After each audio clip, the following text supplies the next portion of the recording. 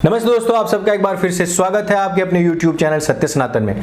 आज हम बात करने वाले हैं अरविंद केजरीवाल के विषय में, जिनके नाम पर ट्रेंड कर रहा है ठरकी केजरीवाल। आज हम बात करने वाले हैं एलनाज नौरोजी के विषय में, जो कि बॉलीवुड की एक्ट्रेस हैं, ईरान की रहने वाली हैं। स्वयं के कपड़े निकाले और पूरे विश्व ने कहा कि आपने बहुत साहसिक कार्य किया है। हम बात करेंगे आमिर खान के नए ऐड के विषय में, जिन्होंने हिंदुओं पर ऐड बनाया, उनका उपहास उड़ाया, जबकि 3 तलाक और हलाला पर वो आज तक भी चुप है।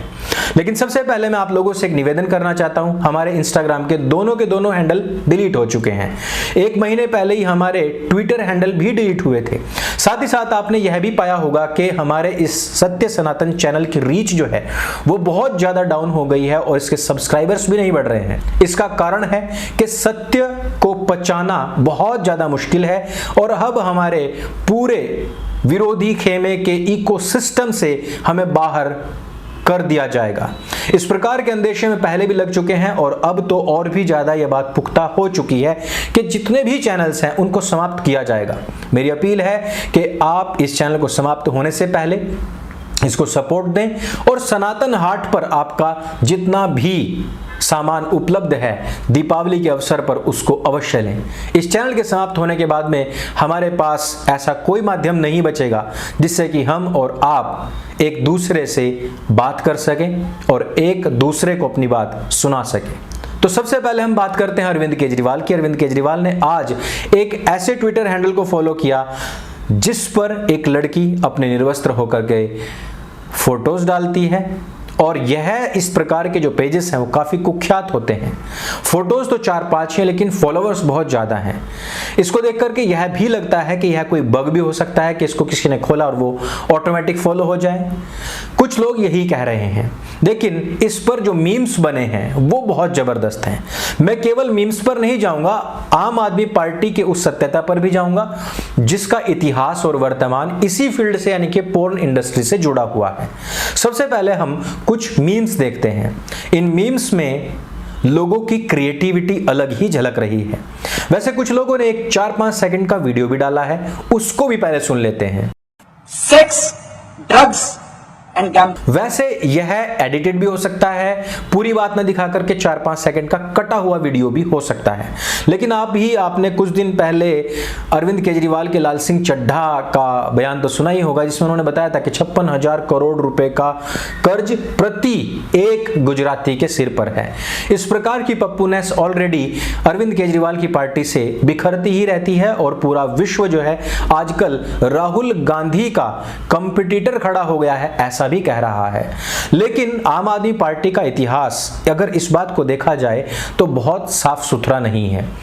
अरविंद केजरीवाल की पार्टी से एक नेताजी थे जो कि मंत्री पद पर आसीन भी थे और जिनके ऊपर काफी लंबे समय से पोर्न इंडस्ट्री को चलाने, ऐसी वेबसाइट्स पर वीडियोस बनवा करके अपलोड करने का पहले से ही आरोप लग रहा था। उन पर आरोप सिद्ध हुआ कि नहीं, लेकिन जो भाई साहब हैं वो आजकल जेल में हैं। उनके खिलाफ बहुत सारे एविडेंस और प्रूफ भी थे जिन पर हम पहले भी वीडियोस बना चुके हैं। वैसे मैं आपको बता दूं कि ये वही अरविंद केजरीवाल है जिनके एक नेता थे संदीप, जो कि महिलाओं के साथ में राशन कार्ड बनाने के नाम पर काफी कुछ किया करते थे। महिलाओं ने शायद उनका फिर वीडियो बनाना शुरू कर दिया और फिर वो एक्सपोज हुए और फिर वो एक दिन पार्टी से बाहर हो गए। पार्टी से बाहर तो अभी एक और भी नेता हुए हैं जिन्होंने कि हिंदुओं की आस्थाओं को खूब भर भर करके गालियां दी थी, लेकिन इससे कोई फर्क नहीं पड़ता है। अरविंद केजरीवाल का गुजरात अध्यक्ष लगातार हिंदुओं को गाली दे रहा है, वीडियोस रिलीज कर रहा है जिसमें कि वो उनकी आस्थाओं और मान्यताओं पर कुठाराघात करने से बाज नहीं आता है। लेकिन अरविंद केजरीवाल को इससे कोई शर्म नहीं है। वो बेशर्मी के साथ आपके बीच में खड़ा होकर के एक ही बात कहेगा कि हमारी सरकार आने दो, हम तो राम मंदिर दर्शन करवाएंगे, हम उज्जैन महाकाल का दर्शन करवाएंगे, हम काशी विश्वनाथ का दर्शन करवाएंगे। ये वही अरविंद केजरीवाल है जो अभी तक हिंदुओं का विरोध करता आया था।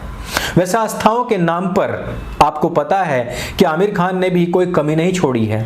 आपको ये भी पता है कि लाल सिंह चड्ढा बहुत बुरी तरीके से फ्लॉप हुई है, लेकिन कियारा आडवाणी के साथ में एक बैंक का ऐड बनाते हुए आमिर खान को यह भी शर्म नहीं आई है कि मेरा बायकॉट किस वजह से हुआ था, पीके मूवी की वजह से। और उसी प्रकार का आज एक और ऐड बना करके रख दिया है। आप ये देखिए कि यहां पर लड़की जो अपने ससुराल जाती है हिंदुओं में, तो वो अपना पहला कदम रखती है। यहां पर यह दिखाया गया है कि लड़का जब लड़की के घर पर जा रहा है तो वो पहला कदम रख रहा है। यहां पर आस्थाओं को, यहां पर मान्यताओं को और परंपराओं को पूरी तरीके से बदलने का काम यहां आमिर खान के इस एड के द्वारा करने का प्रयास किया जा रहा है। लेकिन क्या आमिर खान कभी, जो कि अपनी फिल्मों में लगातार स्टोरी को, डायरेक्शन को, प्रोडक्शन को, एंगल्स को चेंज करवाते रहते हैं, क्या वो यहां पर स्टोरी को चेंज नहीं करवा सकते थे? वो यहां पर ये नहीं कह सकते थे कि अगर शादी के ऊपर ही कुछ बनाना है तो आप 3 तलाक पर बनाओ, आप हलाला पर बनाओ, आप मुत्ता निकाह पर बनाओ, आप उन सब चीजों पर बनवाओ जो हमारे मजहब से जुड़ी हुई चीजें हैं। क्या आप जानते हैं कि वही आमिर खान है, जब इससे बकरीद के विषय में और कुर्बानी के विषय में क्वेश्चन किया गया था तो इस आमिर खान ने कहा था कि जो आस्था का मामला है, जो धर्म का मामला है, ये बड़ा ही पर्सनल मामला होता है और इस पर जो इरफान खान ने कहा है, मेरा उससे कोई ताल्लुक नहीं, मेरी अपनी फीलिंग्स है, उनकी अपनी फीलिंग्स है। यानी कि इस्लाम पर जब सवाल हुआ तो आमिर खान ने किनारा कर लिया था, लेकिन जिस समय पर हिंदुओं की बात आती है तो वो हजारों करोड़ की फिल्म भी बनाते हैं, वो एड्स भी बनाते हैं और साथ ही साथ पिछली दिवाली की तरह ही इस दीपावली पर भी उन्होंने वही गंद मचाया है।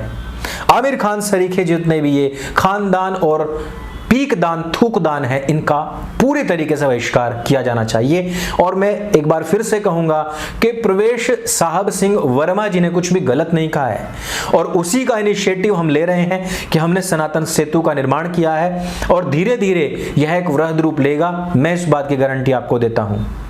यह भी मैं आपसे अपील बार बार करता रहता हूं कि हो सकता है कि निकट भविष्य में हम और आप ये कन्वर्सेशन ना कर पाएं, क्योंकि हमारे चैनल्स के पीछे इनकी ताकतें पड़ी हुई हैं, इसलिए हमें आप सनातन हाट पर सपोर्ट करते रहें।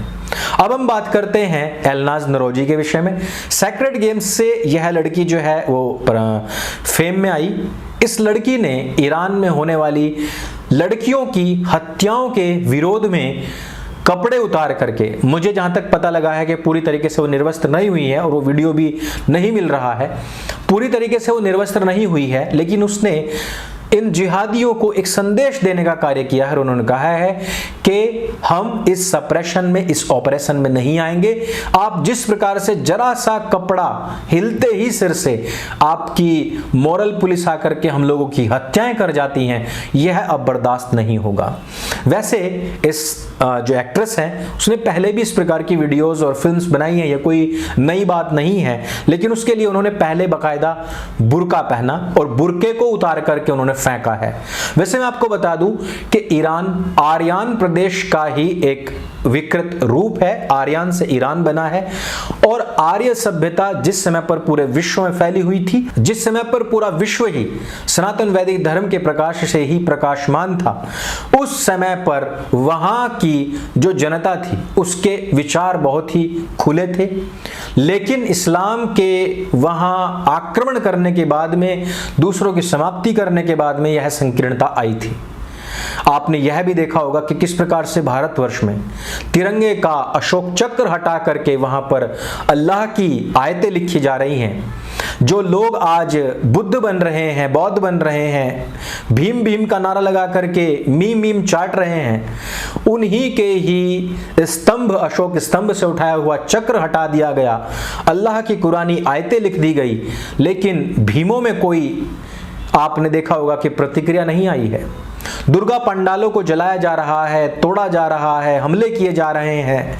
यही नहीं, जिस समय पर मोहम्मदीनों का कोई भी आयोजन होता है उसमें लगातार हिंदुओं के ऊपर ही आक्रमण होते हैं और कुछ दिनों से यह ट्रेंड लगातार बढ़ता ही जा रहा है। इन सभी चीजों को देखते हुए हमें इस समय पर संगठित होने, मजबूत होने, एक साथ आने की आवश्यकता है और इसी वजह से मैंने आपको कहा था कि आपका साथ देने वाले, आपकी आवाज उठाने वाले जितने भी लोग हैं, चाहे वो क्रिएटर्स हों, चाहे वो समाज सेवी हों, चाहे गुरुकुल या गौशाला चलाने वाले या उनके संरक्षक लोग हों, उनकी हेल्प कीजिए। जिस प्रकार से लगातार इन लोगों को सोशल मीडिया से, हर एक प्लेटफॉर्म से समाप्त किया जा रहा है या उनकी रीच गिराई जा रही है, उन लोगों का साथ दीजिए। क्योंकि अगर इन्होंने बोलना बंद कर दिया, अगर इन्होंने अपना ऑक्यूपेशन कुछ और बदल लिया, तो फिर यह जनजागृति का कार्य नहीं हो पाएगा। इसी के साथ मैं अब अपनी वाणी को विराम देता हूं। आपसे एक बार फिर से अपील, सनातन हाट और सनातन सेतु को सपोर्ट करते रहिए और इसी प्रकार जागरूकता फैलाते रहिए। सत्य सनातन को आज की तारीख में आपकी बहुत ज्यादा जरूरत है। मेरे संग बोले सत्य सनातन वैदिक धर्म की जय। जय हिंद, वंदे मातरम।